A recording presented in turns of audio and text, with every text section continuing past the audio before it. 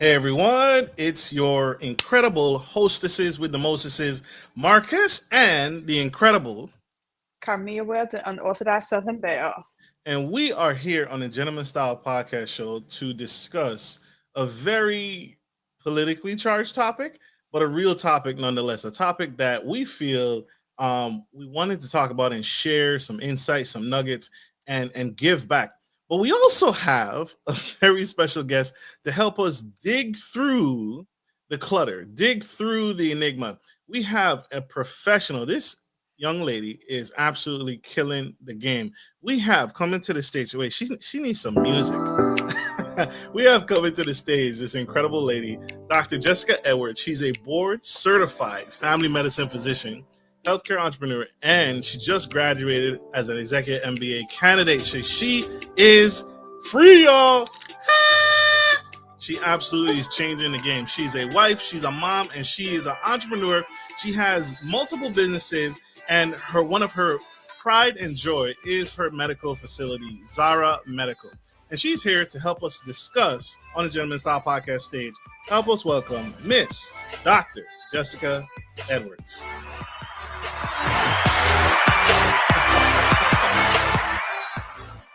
Doctor, how are you, ma'am? I'm good. How are you guys? We Doing good. Yeah. Happy Wednesday. Same to you. Happy hump day. Yeah, we made it. It is not everybody makes it to Wednesday. It is a rough week already. It's a rough year. Rough year. I wanted to start with a curveball. Dr. Jessica, we are talking today about the baby bust and how fewer births are reshaping our economy in a negative way. We are having less births, less families are being developed, less cornerstone families are coming up. And so I wanted to ask medically, and I can only speak for men. What have you been seeing? Have you been seeing an increase? Because I think part of the problem is medical. There's a shortage of testosterone in males. And so do you get a lot of clients medically, men reaching out for different types of treatments, ED, medications, prescriptions, anything like that? Have you seen anything like that popping up in the medical profession? Yes, I've actually seen a pretty big uptake of younger and younger men that actually need testosterone. It's become so common that now with my younger, male patients, when I'm doing an annual checkup for them, I ask them about, whether they've been having fatigue or decreased sex drive, and I just like bring it to the forefront of the conversation. And some of them were like, and I'm like, yep, we got to ask about it. That's a part of your health. And so I have seen an uptick in that. So I've started screening and I've seen more and more younger men need testosterone supplementation. There's a lot of additives that are added to our food. That are, really affecting our testosterone, production. Same thing. A lot of women have hormone deficiencies and changes as well. And so it's a issue across the boards. So wait. Two questions out of that. I can't let that go. Two questions out of that. What's the youngest you've seen as far as men wanting testosterone treatments? And two, you're saying women need testosterone as well? Yes, I've actually seen both. I have probably, I'd say the youngest patient was like 25. His testosterone was just extremely low. He was very tired. They were trying to work him up for ADHD. They worked him up for cancer. They worked him on so many different things, and all of that was negative. And I was like, let's just check your testosterone level. And it was low. I've seen some women have very low testosterone levels where, when their period actually gets ready to start, the testosterone level just like completely tanks. Same thing with, the estrogen and progesterone levels, changing as well, causing things such as premenstrual dysphoric disorder. I've seen more and more cases of that. And I think some of this is that we're screening for depression and anxiety more, and particularly in younger female patients that are still menstruating. I tend to take it a step further and ask about whether they have a change in their mood around their period, more so than I would say just, the typical PMS symptoms. So I want to dive a little bit deeper. How does, because you said one of the questions you asked the men is stress. Are you stressed? Are you high? Do you have high? Because you said this, some young men were struggling with ADHD, and you, with your professional expertise, you was able to uncover and walk down the path and say, let's check your testosterone level. Why did something in the mind trigger you to check their testosterone? Because anxiety, ADHD, that's all up here. It is. That's so not nowhere near downstairs. Right. So why is that important? Stress, anxiety, why does that play a factor in my testosterone levels? So it's actually kind of like an axis where if you are short term, if you're stressed for like a very short period of time, it can lead to increased testosterone where it's like, okay, I got to get it done. But chronic stress, which is very common within our community, trauma that has been passed down through generations, can actually lead to suppressed testosterone because of the hormone cortisol. Cortisol is like our stress hormone. So if someone is chronically stressed all the time, it affects our HPA axis, which is the hypothalamic pituitary gonadal axis, which means that there is a brain testicle connection. So if there is chronic stress, and I think a lot of times, there's a difference between low testosterone and, low sex drive or performance anxiety. And so I think sort of once you kind of ask those general questions, it's not being afraid to dive deeper into it to say, hey, like, and one of the things that I ask my patients is like, if they do say, hey, I'm having trouble performing, with a new partner, I ask them, do you wake up in the morning with an erection? If they do wake up in the morning with an erection, that is a usually great sign that it's something, mentally where it's like a mental block, and so that kind of leads me down the road of screening for depression and anxiety.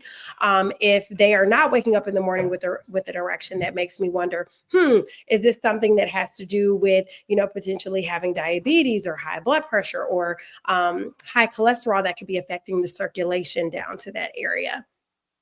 Absolutely. This is significant.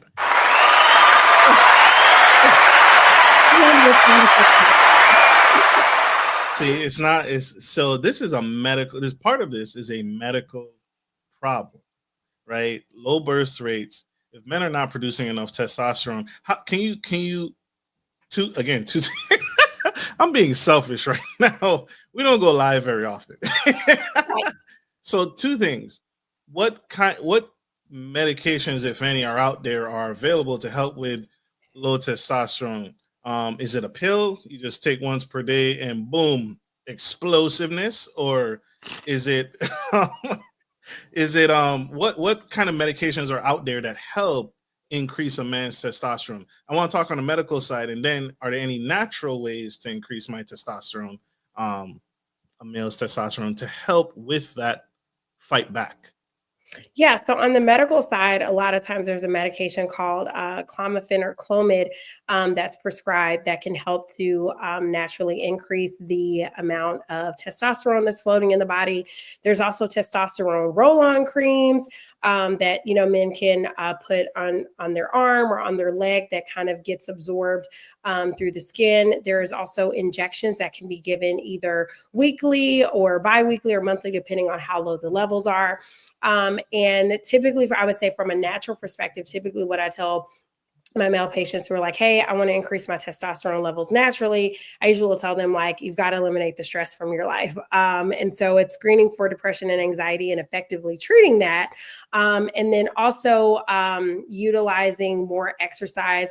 Weightlifting can increase muscle mass, which can also increase testosterone. But outside of that, there aren't really too many other evidence-based things that have been shown to increase the amount of testosterone that a man has. And a lot of times it does have to be supplemented with medication. I've had some men that have gotten I'd say some moderate level improvements. I've had some that have, I think one patient, we started him on like a workout plan where he started doing, more muscle mass. He started taking creatine and things like that. I think his levels went up by like 150 points, but he was starting off really low, so it didn't really make a significant difference. But if there's someone who's like slightly below the level of normal, let's say maybe 350, 400, then natural could definitely be an option. But patient who I saw the other day, I think his testosterone level was like 150, 170.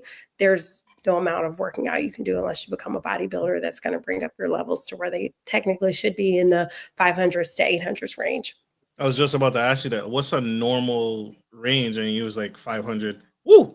So he's down in the men are down in the 170s. Yes. I mean, and a lot of times I'm just really honest with my patients. Like, and I think it's all about, as a healthcare provider, how you phrase it, right? You know, like I'll share with patients, I'm like, hey, your testosterone's kind of in the shitter. So we need to, you know, I mean, I think it's being honest. It's not just saying like, oh, it's a little low. No, it's really low. Like we got to do something about this. And so I think really having those honest conversations with patients, I mean, not cursing, obviously. Of course. But, you know, just saying like, hey, you know, your levels are pretty low and we should do something about it. I think it's something that I focus on often. Absolutely.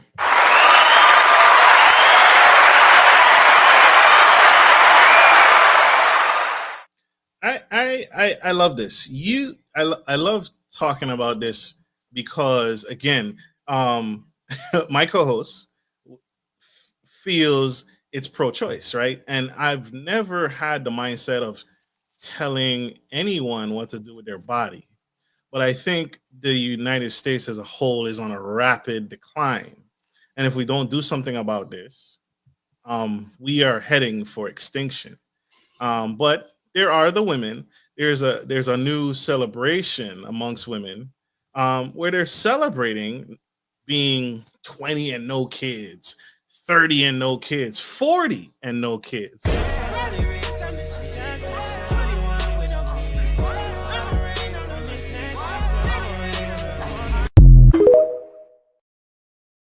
Viable women opting out entirely of the reproductive cycle, and I think this is detrimental to us because we're going to be extinct, right? There's a reason for why China and other countries are paying people to come to China, come to Japan, and they're paying you to have kids. We can't even go there. Don't bring China up in here, because China decades ago sat there and put them people on a pause after 2 kids and told them stop, and we're gonna get rid of any kids after 2. They did put a limit. Yeah. Because no, you can't limit your people. Then all of a sudden, hey, I'm gonna need y'all to keep on having kids now. We're totally getting wiped out here. We need you to go back to popping them out when you're already used to a certain amount. So that happens in life, right? You can over measure. That's what the economy tried to do during COVID-19, right? They tried to gauge the economy and they tried to reduce, they tried to prevent an economic crash, right? By messing with I'm thinking banking, right? The finances. They tried to mess with the finances so that inflation didn't get too high. And so they kept lowering and lowering. That's why people refinanced their mortgages during the pandemic, because interest rates were dropping so low that we're probably never going to see that again, at least in my lifetime. And so there is a possibility for a government to overcorrect, right? But that doesn't exclude that, yes, they overcorrected and said, yes, 2 kids per household. Oh, snap. We held on to this policy way too long. Now we need an influx of bodies or we're going to fade.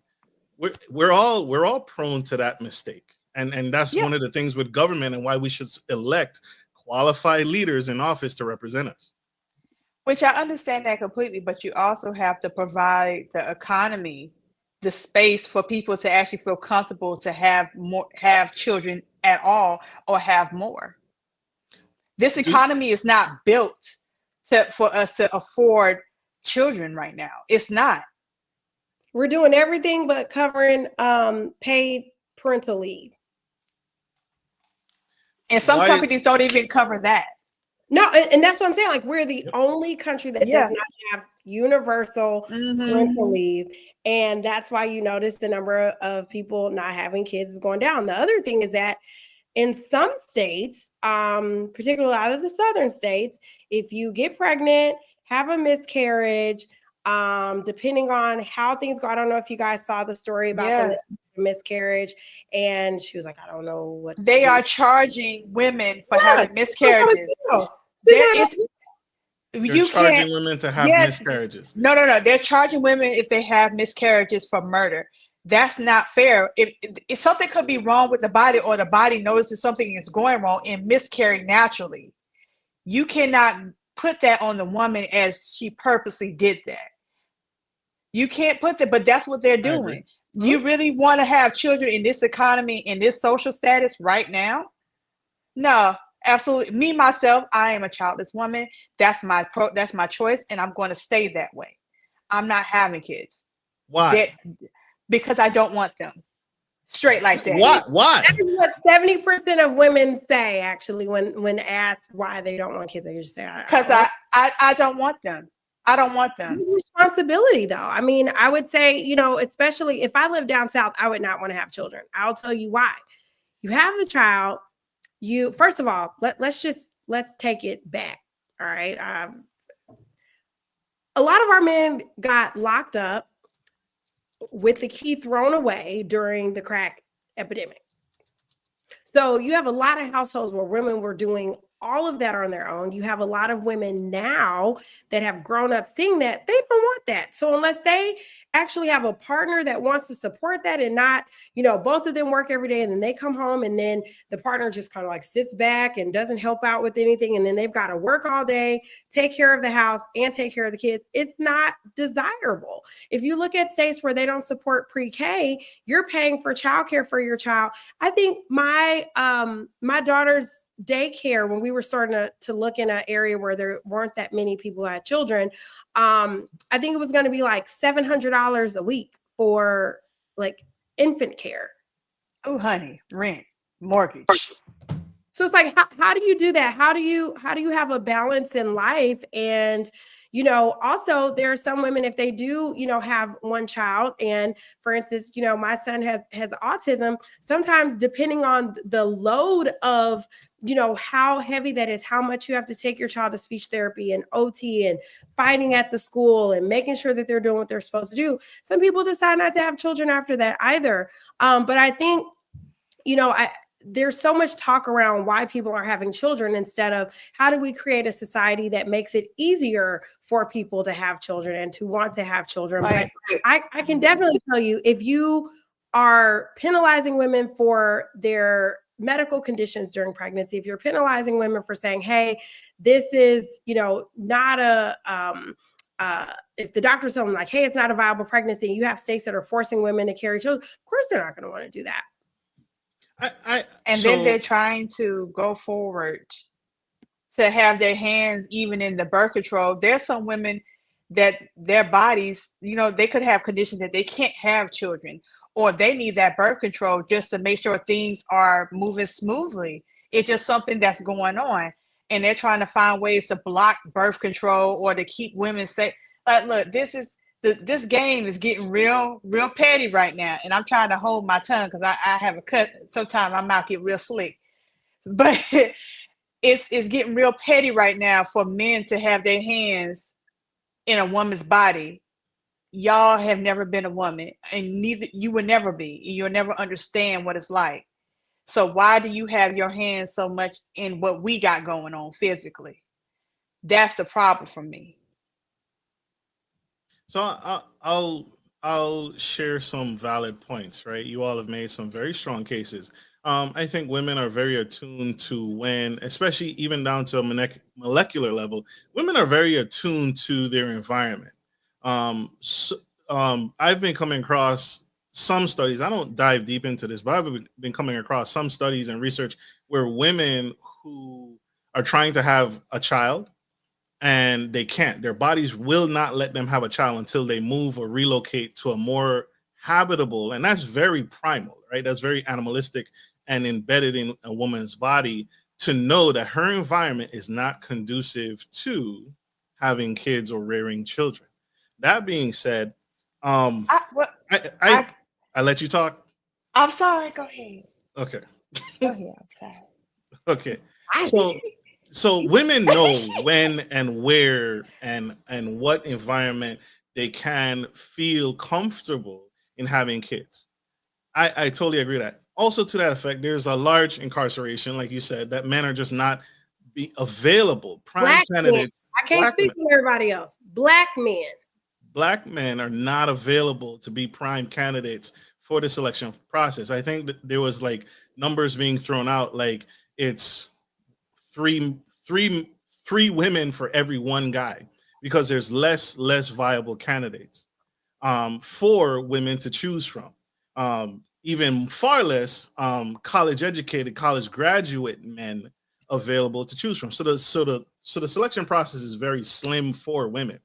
Um, that being said, I think some of it is also, if if you have the means and you're choosing and you're saying it's not conducive for me to have a baby here, then to the same effect, why not leave? Right? If you're in Georgia and you know that's the law, leave. Right? And people say economics and they say I don't have the finances, I don't have the resources, or make it affordable for me. But when you go and you choose that maca latte frap wrap at Starbucks that costs $25, that's a choice. And you found the money to have that maca latte frap wrap chocolate dessert at Baskin Robbins. But somehow we find it convenient to not have the resources, or we're struggling to have kids. You found the money for the Starbucks coffee that you love, but is highly overpriced, but you don't have the money or resources to have a child. I think some of that is conducive on individuals, and that has been statistically proven that a lot of Americans live outside their means. And so when you sit there and chalk it up and say, listen, I don't want to have kids, and you have a BMW in the front yard, I'm very confused about you. Because you're saying kids are expensive, but a foreign car isn't. I think some of that is choice. And just like I'm very pro-choice, but your priorities are mixed up. I'm talking about full-blown extinction, right? We are going to die as a society. We are going to die as a species. And you're choosing a car over your legacy and your continuation as a species. And to me, I would much rather find the money and resources, because we do it so many other times. We find money for Jordans. We find money for things we don't even need, and we buy them, and we find the money. We take out money, we take out loans, but somehow we can't find the viable resources to have a child.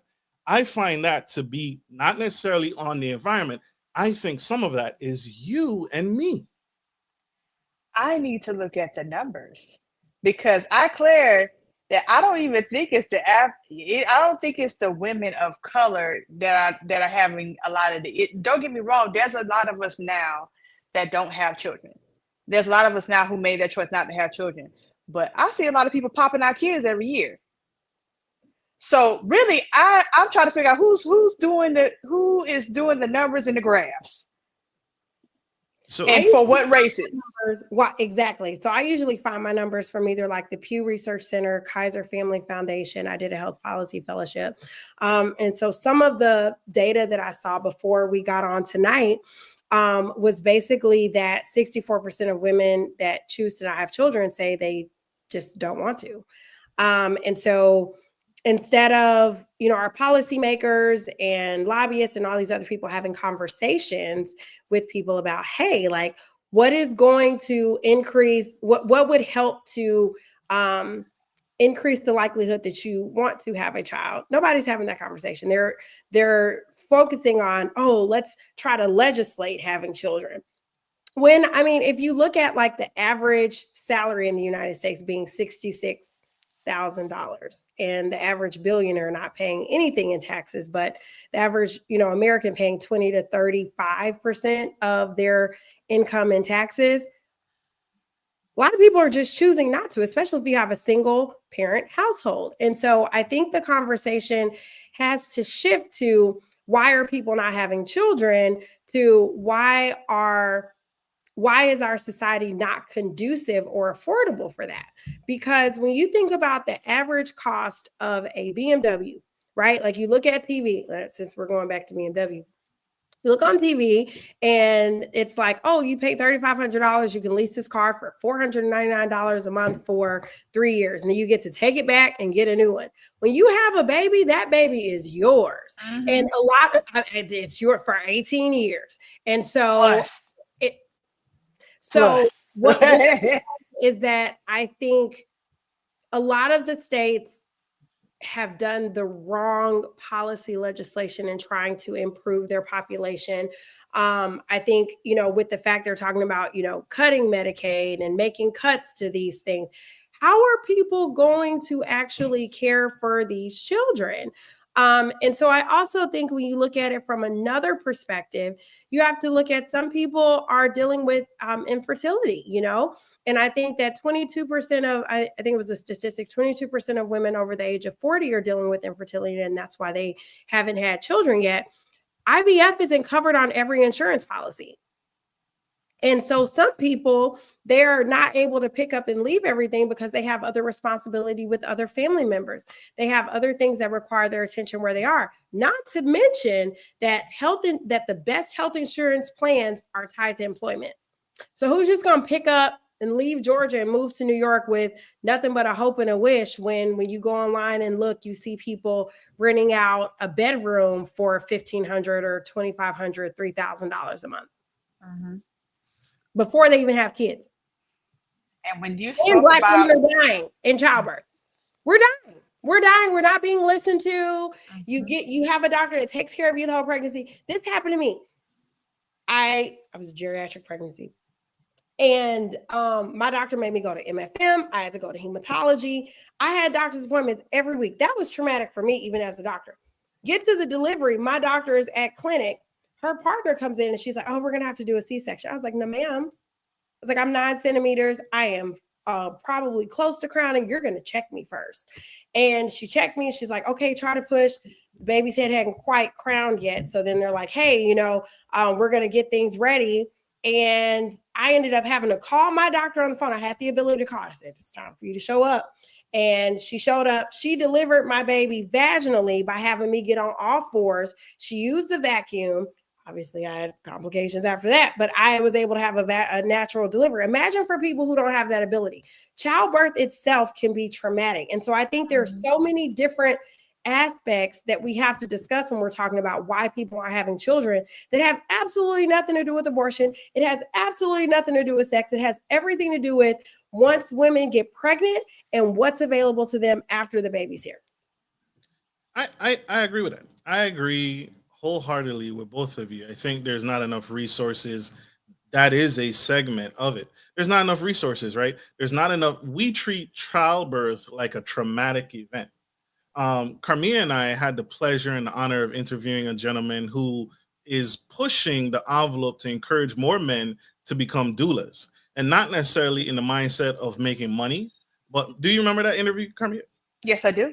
Yep. So the man's program is called Dads to Doulas, and he's pushing this initiative, and he has a lot of support and a lot of support, not just from women, but men are coming to and flocking and learning about what it is a woman needs or may needs, how to have the conversations with the medical professionals in their language so I can get my wife or my partner the care they need, because we treat the medical delivery as a crisis. And so there's trauma, there's someone to cut you open, there's drugs available and all this stuff. When what did cavemen use back? They didn't have drugs. They didn't have any of those things, right? And so we treat it like a real emergency instead of the beautiful natural thing it could be, right? For some women. And so I don't disagree with that. There's needs to be a revamp and an overhaul of how we treat and care and opportunities, because that was strange to me that we don't pay. Like, some medical insurance don't cover the cost of a doula. Why not? Why don't you cover the cost of a doula when this is a higher profession? You pay for the person to give that woman anesthesia. You pay for the woman to get all these drugs and slice her open, but you don't pay for someone to advocate on her behalf in that procedure room. It decreases costs. Yeah, it's more benefit. Exactly, Dr. It's more benefit. Oh, I'm sorry. Go ahead. No, go ahead. You jump on in. It's more beneficial for the medical field to do their procedures, give you the medication, cut on you, because it's more money for them. Think about how many people have to be involved when that happens. The medication, anesthesiologist, the surgeon. The surgeon, OBGYN. Everybody in the room is getting paid. Everybody's getting paid. But if it's natural, then there's only a few people that's getting paid. But once you start saying, "Oh, C-section," "Oh, she needs an injection," "Oh, she needs to be cut on," "She needs certain type of medication," "She needs another provider to come in," "Oh, this bill is racking up." Let's not even talk about the facility charges. I gotta cut you off though, because I'm friends with one of the only Black midwives. I think you should have her on. Her name is Nikki McCullough Brown. Love her to death. She's incredible. I used to actually like co-manage patients with her when I was doing OB before it got hot. But she owns one of the only Black birthing centers Black-owned birthing centers in the country in San Antonio. So shout out to Nikki. Far away. But I will tell you, like in complete transparency, Nikki made more money than I did for caring for a woman her entire pregnancy. How? Because she charged cash. And she charged the price that she felt like she deserved. So one of the things is that what we have to look at right now is because insurance companies are determining what they want to pay people. And doctors aren't able to say, you know what, like this patient's pregnancy was a lot higher risk. They don't do that. There's no stratification of, hey, you did more for this patient, so we're going to pay you more. They have these flat codes that pay the doctors who are actually administering the care a flat amount, and hospitals can bill whatever they want, $8 for Tylenol. So I think the conversation is less about the actual clinicians that are providing the care, and it's more about how the insurance industry is regulating a lot of this stuff. If you look at the fact that an insurance company is like, hey, and I'll give you like real numbers, right? So like if I took care of a woman from the time she found out she was pregnant to the time that she delivered, depending on what insurance plan, I might have gotten $1,500 for the whole pregnancy. Jesus. And You serious? I'm dead serious. That sounds about right. C-section, it was maybe a little bit more for the fact that I had to do an actual surgery. So when we have the conversation about like, oh, doctors make more money doing C-sections, it's not about that. It's about you can control the environment. Well, you can control. The only thing is that because I've seen the claims. That's the only reason why I say that with the doc, you got the professional charges that comes from you guys, then you have the facility charges that are huge. Yeah. Facility charges are outrageous. Outrageous. And then some of them they sharing and God forbid they share in a room, they still paying a huge charge. But it's crazy. I'm in the medical shit, so I see it. I see the craziness. But I've also experienced out-of-network providers on how they like to bill members out of control too. They're not. They don't have a contract, so they say, "I'm gonna hit them where it hurts." They don't care. Right. You have some providers who they're reasonable. They work out a payment plan, and you got some that say, "No, this is the bill, and I hope you pay it in 30 days." That's the way it's gonna go. So I think we need to create equity with so many of the pieces. Like it shouldn't change whether you choose to have a midwife, whether you choose to have an OBGYN, whether you have to see a high-risk doctor. It shouldn't change what the compensation is. But I feel like that is a very important thing, because people are like, yeah, we don't need doctors. We can just, there are a lot of midwives, if they have to make a transfer to the hospital, you got to make a transfer to the hospital. That's why the birth rates, like some of the complications are higher now than they were back in the day when there were less things. But then on the opposite side, we are saving more lives. A lot of this conversation is tailored to the fact that this is happening to Black women. Yeah. And we have to stratify that, because we've been through different struggles than just talking about the overall general birth rate. Other piece I will say is, as a woman who is a wife and a mom of a child who has autism, who is nonverbal, it scares the honest crap out of me to have another male child that could potentially have autism, and he could get shot by a police officer. You saw what happened to Elijah McClain, and he was verbal. So it's thinking about so many different things other than the actual birth. It's everything else after that. And that's what people don't want to target. It's so much easier to say, oh, nobody can have abortions. We're going to outlaw this. If you have a miscarriage, you're going to jail. It's so much easier to do that because that's just writing that down. That's not working with legislators, insurance companies, and all that sort of stuff to actually make a long-term solution. That's a real life fear of yours as a mother who, because that was kind of my leading question, because you have kids. I do. So that's a real life concern of yours to have future kids, is that to have the potential risk of having a autistic child and then them going out in the world and being harmed. Is that what I understood? Yeah, it's scary to consider. And I think a lot of people don't think about that. And the rate increases as women get older. That's real. I don't have children. Oh, I'm sorry. Go ahead. No, I wanna stay on topic, but I want to shift. I looked up one of the reasons as to the decline in the birth rates. One of the reasons, there's many reasons, and we touched on it this episode. You can get this episode on iHeartRadio, Apple, iTunes, Spotify, Ghana, LinkedIn, Facebook business page, anywhere you get your podcast. I had to put that plug in there. But one of the things that statistically came up was, we touched on it: healthcare costs, the fertility trends, economics, rising costs of living, including housing, childcare, education, which you ladies did a great job in explaining. One of the things that I want to pivot to is women empowerment.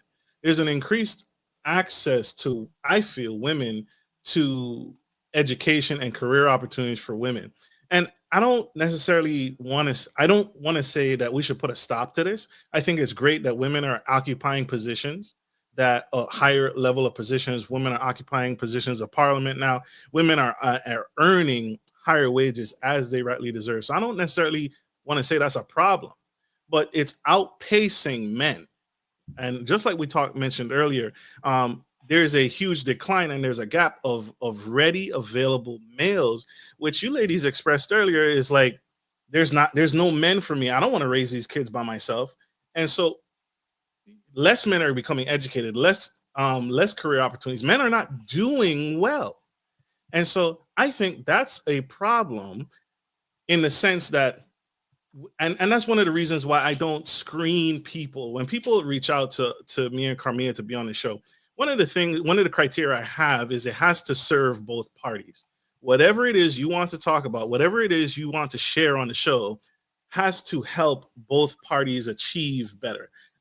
That's why I particularly don't bring on guests who just want to speak to one side of the fence. For that reason, because women are achieving more, and that's great, and that's wonderful, and that's awesome. But men are on the decline, and men are not doing well. How do you ladies feel about that? Am I way off, or do you think I'm wrong that men are not doing well, education-wise and money-wise and career-wise? Yeah. From what I'm viewing and noticing, yes, you're correct. I'm gonna need you to speak to your male comrades and let them know that y'all need to get in a huddle together and figure out what y'all plan on doing for the next couple of decades. Because women have made the choice to say that, you know what, we got to make something shake, and we got to do it now. We can't wait. There's things that needs to be taken care of, and if I can't, we're not wanting. It's not a thing of needing. Don't get me wrong. We would love to have a man, like for myself. I'm taking it, but at the same time, I was taught to be able to take care of myself, just to make sure that I have my my mind have all these thoughts going on. My bad, y'all. It's racing. Because I got so much to say, but my parents taught me how to make sure I have all my ducks in a row. So when a man does come to me, be like, okay, what do you have? This is what I have. I was raised a certain way, so I know how to build, I know how to handle myself. I'm not coming to someone, this may or may not offend people. I'm not coming to someone that I have no skills. And you said exactly what I wanted you to say, right? You walked right into that. That is great, and that's wonderful that you have your own. But the problem with that is you're leaving the other party behind, right? You're taking care of yourself. But you are saying, hey, I've achieved all these things. And then when you come across a man who is not on the same level as you, do you continue to push and move forward and press on because you have things that you need to get done? Or do you bring that gentleman along with you? And I'm not saying all men deserve that kind of quality, right? They don't deserve to be picked up, because some men are comfortable at the bottom, right? Some men are good right where they're at and they should be left there. But for the man that's trying and the man that's pushing to achieve more, but he didn't quite get the access, he didn't quite get the education, he didn't quite get those things, but he wants better and he can achieve better if someone believes in him, where are those women?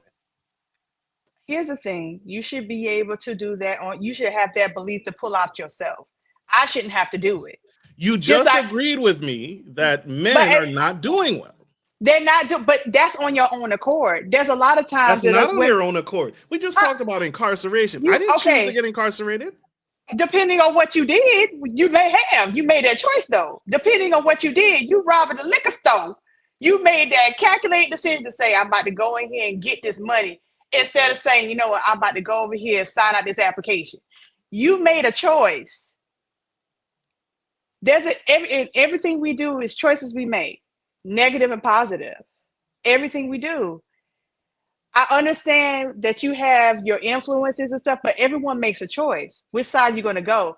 I've seen men who have made negative choices that came from a terrible place, as well. They came from the same environment and made positive choices and said, "I'm not about to be like my daddy. I'm not about to be like my cousin. I'm not about to be like my friend. This is not what I'm about to be doing." Okay, I'll give you a choice. So a woman, we talked about this backstage, right? I'll give you a choice. We talked about women who are there are women who are choosing not to have kids, and there are women who are having too many kids and they don't have the means to take care of them.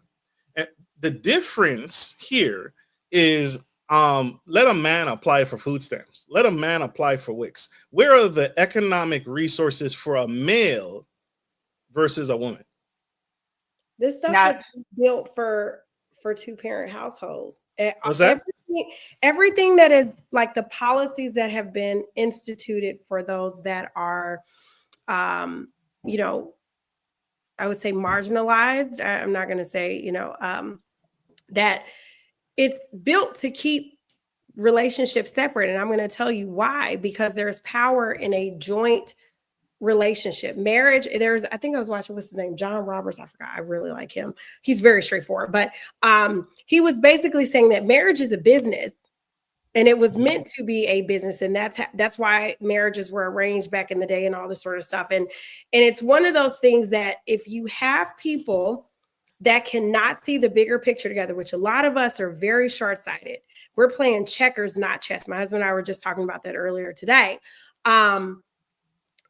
You can't really make progress. And so if you have these households where, like I said, it goes back to, slavery. It was, okay, we're going to, incarcerate these people. Then we got out of slavery. We started doing well. We had our own communities. Then it's like, oh, we don't want them to have their own communities because now they're getting too educated. Now they're feeding the kids. A lot of the free lunch programs were started by the Black Panthers. History is history. It doesn't matter how you feel about them in general, right? You start looking at that. Then you start having drugs. They dropped crack cocaine in the South Central LA. They used us to sell it. They were using it to using the proceeds to fund these Nicaraguan wars. All of that is documented.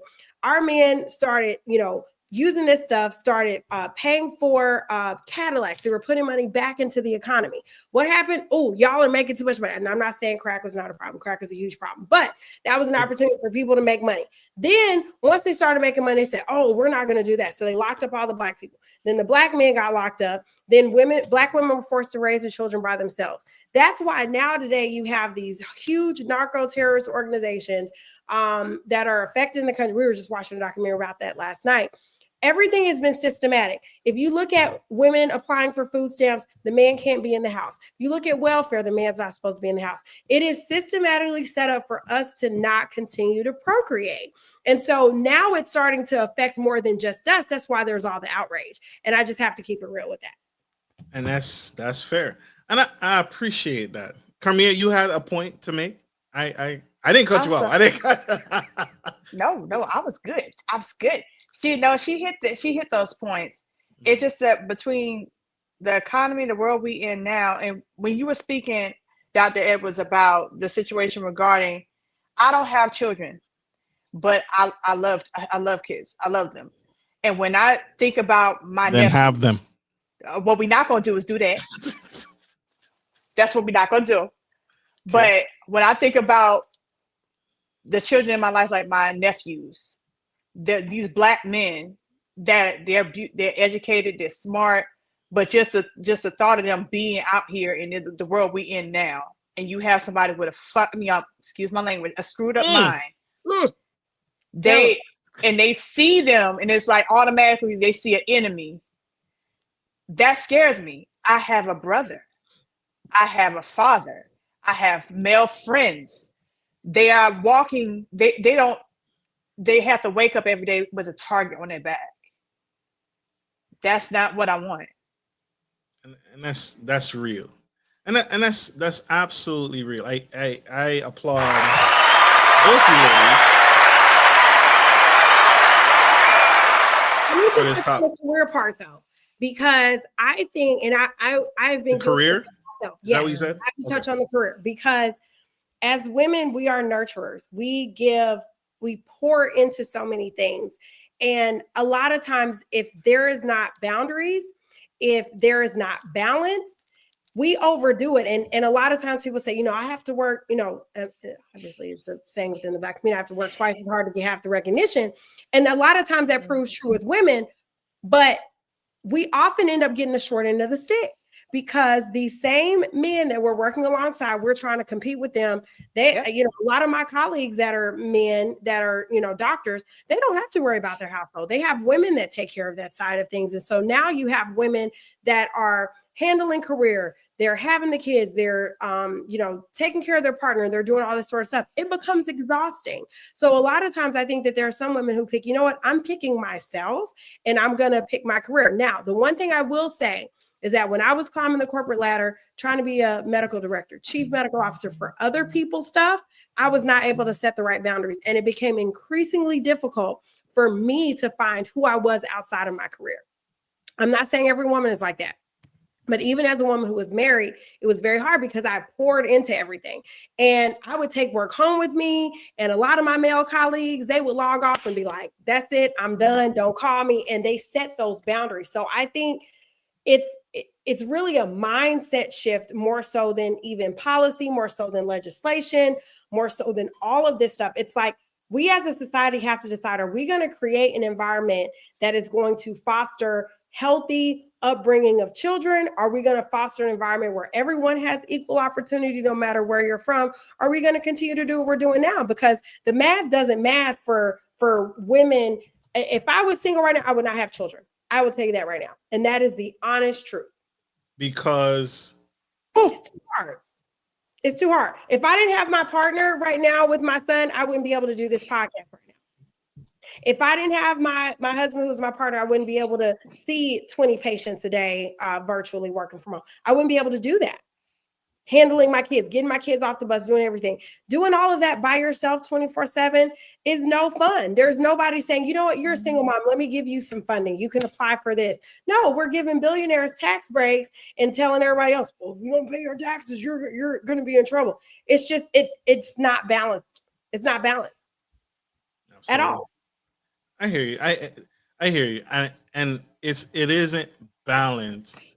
And I think to that same breath, I think it's, again, for me, it's scary when women are choosing themselves. They're choosing their careers over the family environment. And what you're saying is the women need viable candidates. You have an incredible partner that supports you and allows you the opportunity. There are many women who don't have a strong enough partner to be able to do that. Because, like we discussed earlier, there's a gap, right? How did you? And so, it definitely needs to be looked at a very big scale, right? It definitely needs to be looked at what is happening with our men. What is going on with our men? Why are our men not producing? Why are our men not achieving? Why are our men not driven? I remember I met a mom. And she had 3 kids. 2 daughters, 1 boy. the two daughters went off to prestigious colleges. One went to a historically Black college. The other daughter went to a very, not Harvard or anything, but a really nice college. The son is staying at home, lives in the basement playing video games, right? And so she's frustrated because her two daughters are flourishing and her son is in the basement playing video games, and he should be progressing. And she's frustrated, and she's constantly frustrated because I have a question about that. My question to her would be, did you put the same pressure on him that you did your girls? Bingo. That's often what happens. A lot of these women treat their son like they're their boyfriend. Whoop, whoop. There it is. I need the sound effects, Marcus. no. No, it's a real thing. It is a real thing. And a lot of these women, they let their son fly. Oh, it's okay. He's my baby. And the girl's like, no, you got to get this done. Mm-hmm. And it's a double standard. And that's because there's not a man in the house. It all goes back to it. It all goes back to it. And a lot of times, if you look at a lot of the statistics, they know in public school by third grade whether a kid is going to be productive in society or be incarcerated. And 1 in 4 of our men has been incarcerated in their lifetime. As I know you've heard. Boys to dogs. A happy dog is a tired dog. And if it's not tired, if it doesn't get to run, it's going to cause trouble. And I feel the same way about boys. So in these schools where they decide what's best for the boys, there's usually more exercise and more free play and more roughhousing than in co-ed schools. And by even acknowledging that men play a critical role in boys' lives a few years ago, that was seen as sexist. What, you mean, what, you're saying moms can't do this? And I can just tell you there are certain moments when my partner needs me to weigh in. I don't know if it's the depth of my voice, my physical size, the way they relate to me, the fact that I'm not, you need dad.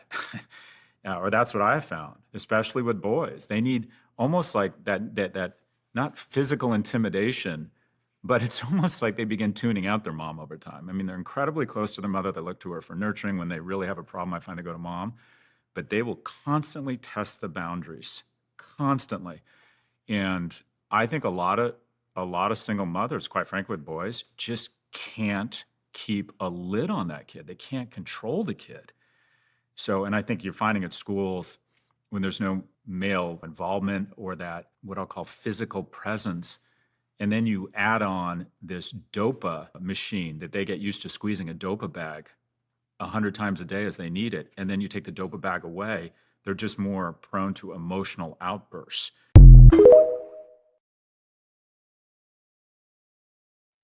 I was looking for an opportunity to play that clip all night. You just gonna cut me off? No, I'm sorry. I just needed to get it out. Go ahead, Karmea. I'm sorry. I was saying what she was saying was very true.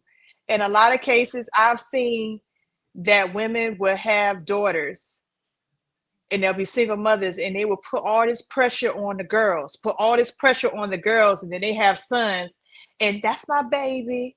Don't talk to them like that. You don't talk to him. He's fine. No, he's not fine. He needs to be disciplined. He needs to be raised. You need to tell him something before the streets do. But the daughters doing wrong, you claim they're doing wrong all the time. They're messing up all the time. But your son is over here as a whole tyrant. You're not doing anything with him, but your daughters, you're giving all that pressure to them. And then they grow up with that resentment against you. But they don't come around and see me. They don't want to do this with me. Well, look at how you treated your sons versus your daughters. You created this boundary. You created this wall. Now that's all they know of you. That's all they know is to go out into the world. I gotta be hard. I gotta do this. I gotta do that. And that's the way I was raised. Because the mom was raised the same way, and it's passing through our generations. I play to the strength. I believe that people they speak to their own strength. I don't necessarily blame. I don't look at, not say blame. That's not the right word. When a mother pushes her daughter to progress, she knows her daughter. There are things that a woman can speak to another woman about that I could never do. And so there are things as a man that I can speak to another young man about that a woman can never do. And so I think that happens just naturally because I'm a girl and I know how to speak to other women. I have daughters. I know how to what I want for my daughters. I know their body's changing. I know. You don't have emotional intelligence. You don't. That part. Women mature faster than men. I'm not talking about mature. I'm talking emotional intelligence, the ability to be able to communicate what you need without yelling, without demeaning people, without placing the blame, without accepting accountability. A lot of people have an issue with that. A lot of people have an issue with that. And you have people out here who are parents like that lack emotional intelligence, and they're still growing and learning themselves. They don't know who they are, and they're trying to raise children to figure out who they are. It's a whole mess. So you all are saying that there are women who lack emotional intelligence and the know-how how to speak to both genders? Yes. They confuse both ways. You don't think that there is so you disagree with the video then, right? You don't think that there is a connection that a young boy will listen to his father over his mother, even if she's speaking with the utmost intelligent? Right? We're talking about those same women who have master's degrees. Everybody we're talking about both sides of the coin. If you have a man that does not have emotional intelligence raising another boy, that boy is not going to have emotional intelligence. If you have a woman that's raising another young woman without emotional intelligence, you're going to have another emotionally unintelligent person. When you have two parents in the household that are emotionally unintelligent, they're going to have that. So it's all about emotional intelligence across the board and not just the household. Yes, I do believe that, like, sometimes with my son, he won't listen. And then I say, honey, come get him. And he'll do what he's supposed to do. And I'll be like, okay, well, cool. Same thing with my daughter sometimes. But that's why the two-parent household with two emotionally intelligent adults, especially in the age of social media, all the nonsense that we're seeing on TV, all of the Love and Hip Hop Atlantas and all of that sort of stuff, it's necessary. And it comes from both sides. It can't just be like and that's part of the problem with our society. It's like, oh, well, it has to be this way. No, it's got to be across the board. You've got to have emotional intelligence in no matter who you are. And so I think there are emotionally unintelligent people everywhere that are really messing up the type of people that are growing up. And you're raising a bunch of selfish people. That's what happens when you have a really capitalistic society. It is. Speaking of emotional intelligence, I want to play this clip that Karmea shared with me that I'm very tuned into and curious about. The only mothers who are mad at this 21 with no kids trend are mothers who regret having their kids. And you can't convince me otherwise. Because if you loved your kids so much like how you claim, then you wouldn't feel this threatened by a trend. Motherhood is beautiful. You women don't know what you're talking about. Motherhood is the most amazing thing. There's no greater blessing. Who are you trying to convince, us or yourself? You look angry, baby girl. Who are you trying to convince? I'm very on the fence about if I want kids in the future because from the outside looking in, motherhood looks stressful. I'm just saying it does look stressful. Also, studies show that single child-free women are happier, so there's that.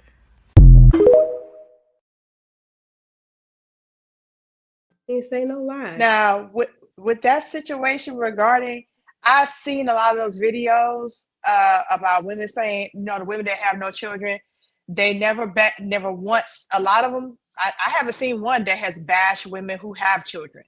Right. They've all been celebrating that. Because the truth is that, especially in the Black community, if you don't have children, out of wedlock and young, you be a statistic when you don't go that route. Because they already label us being black little girls as fast naturally. So when you beat that statistic, that's already a win. That's a win. And these women you got those women coming out on social media saying, "Oh, I'm this age, no kids. I'm this age, no kids." And then you got women who have children dropping in the comments saying, "Oh, you had this type of procedure. Most likely you had all these abortions, or you must be infertile, or no man wants you, and that's the reason why you don't have any kids." And I'm just like, wow, if you're so happy with your situation of having children, I would think people who are happy are not worrying about somebody else and not in the comments of somebody else's video. That's my thought process. I also wonder why are all these videos that I'm seeing are Black and brown women doing this?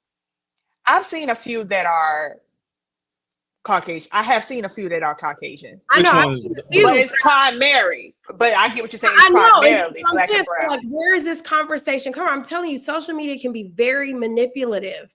Yeah. They're pushing out the messages that they want. Look at how the last couple of elections have gone.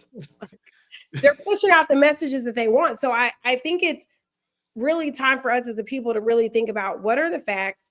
How do we have these tough conversations? How are we going to make the world a better place? I don't know. But even before this trend, there was already Black men. Of course. But now we're fighting amongst each other. Yeah. Instead of fight. Yeah.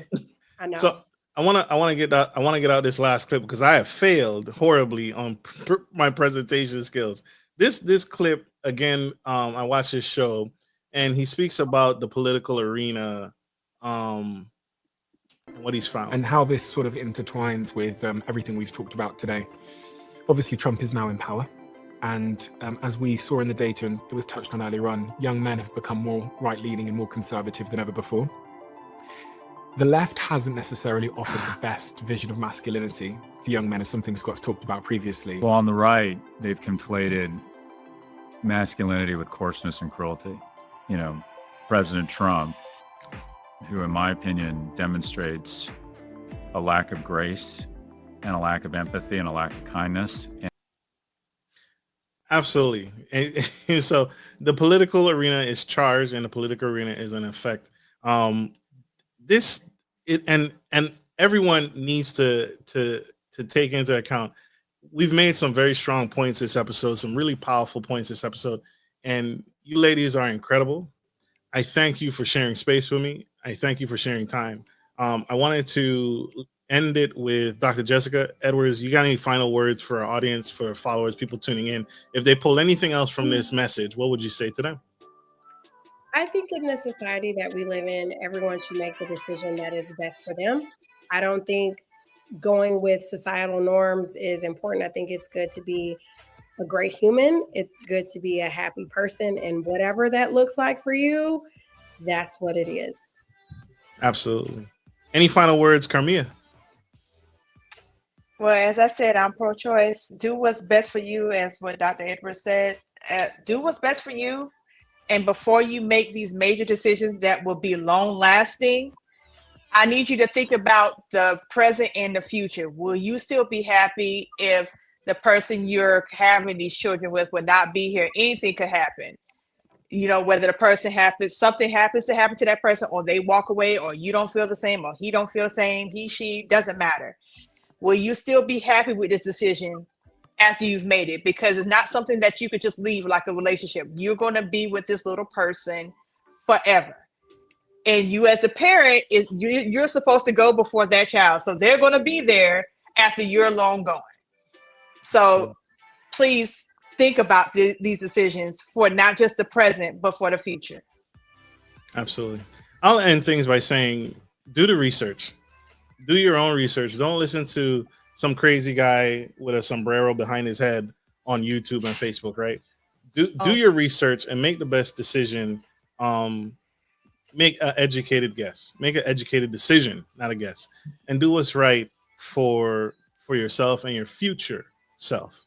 Like we end every show, we got to go. We got to let this incredible woman go because she's changing the world step by step. So like we end every show, thank you guys for tuning in. We appreciate you taking time out of your busy day to watch Gentleman Style Podcast Show, and see you guys on the next one. Like we end every show, take care of your friends, take care of your family, and always, always take care of business. This is Marcus, your favorite gentleman, and Karmea Wells, the unorthodox Southern Belle. And Dr. Jessica Edwards. Thank you guys for having me. Always a pleasure. Always a pleasure. Love you guys. Great. Bye.